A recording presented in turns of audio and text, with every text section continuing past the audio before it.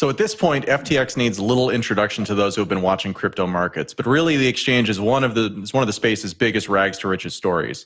Founded in 2017, they've become one of the biggest players in the space, and throughout this year, they've been spending big bucks to get mainstream name recognition. Earlier this year, the company displaced American Airlines with when they became the new branding partner for the NBA's Miami Heat Stadium in Miami. But more recently, they've jumped into sponsoring esports teams with a 10-year, $210 million deal with League of Legends champions TSM. Today, we learned that the company has reached the largest sponsorship agreement in the history of League of Legends, which is a pretty big esport as they come, becoming a major sponsor of the LCS, which stands for League Championship Series. So we don't know the dollar amount on this one, but we do know that it's a long deal. I believe 7 years is the slated term for it. And given they just did a deal with a single team for $210 million across 10 years, we're not talking about small dollar amounts. Jen, I'll throw to you first for this one. What do you think? So I've said this on the show before, FTX is really working on building that trust with the different audiences and audiences that kind of tap into the mainstream. They've done a really great job with sports, and I feel like this is the ideal next step for them, right? Moving into esports. Gamers who are not involved in crypto, to see this brand behind such a big event, I think is really clever from the FTX marketing team. I think FTX is going kind of a different way with their marketing when we compare them to some other exchanges. And I think it's really, really smart when we talk about capturing that mainstream audience. But Naomi, I know you're not into sports, and now we're into esports. What's your take on FTX entering the gaming world? Well, with FTX displacing American Airlines, I'm all in favor of that, because American Airlines is like the worst in the world. And every time I fly them, I instantly regret it. My opinion, not the opinion of CoinDesk. Just want to let you know, American Airlines, not a fan.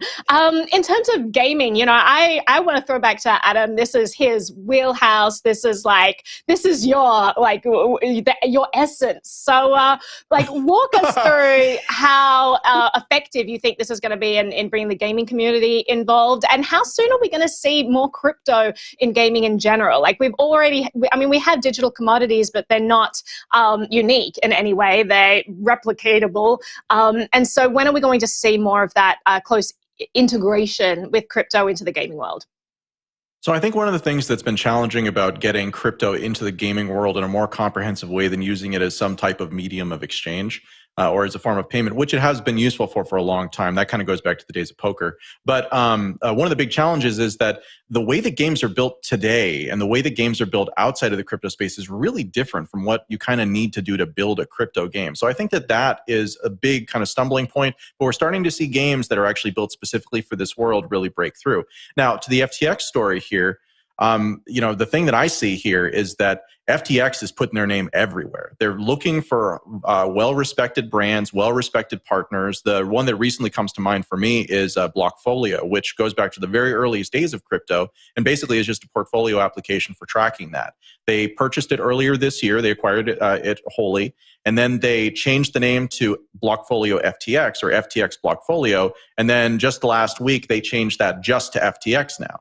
So it's the same thing with the esports deals we've seen, is that the company they sponsored, the team they sponsored, TSM, actually changed their names on Twitter for all of their members and their official accounts to TSM FTX.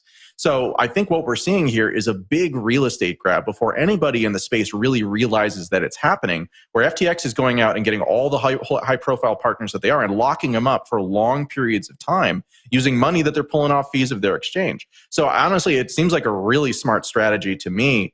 Nate, I want to get you in here too. Any thoughts here? Yeah, no, I agree, Adam. I think this is interesting in that esports has had this history with crypto in terms of having digital assets and this idea of trying to get digital assets off of esports. And I think FTX is especially as a company that eventually wants to go public in the future, is really endearing itself to the public here. With League of Legends, with Miami Heat. So I think this is an interesting strategy for them to really become known and to, as they continue, try to list that increase investor interest on their side, I think. And Adam, there was another point. You can walk me through this because I don't quite really know the details. Like this deal apparently comes after LCS banned TSL FTX from using the FTX brand in the tournament itself. What's going on there?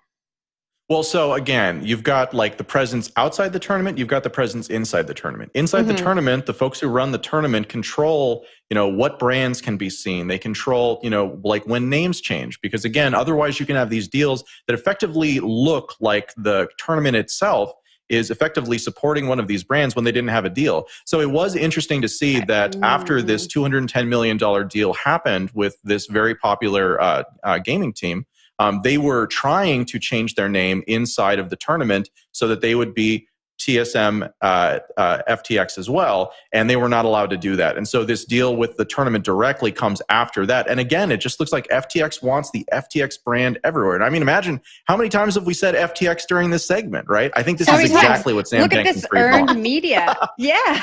Exactly. Oh my God. I mean, we love SBF on this show, though. We don't hide it.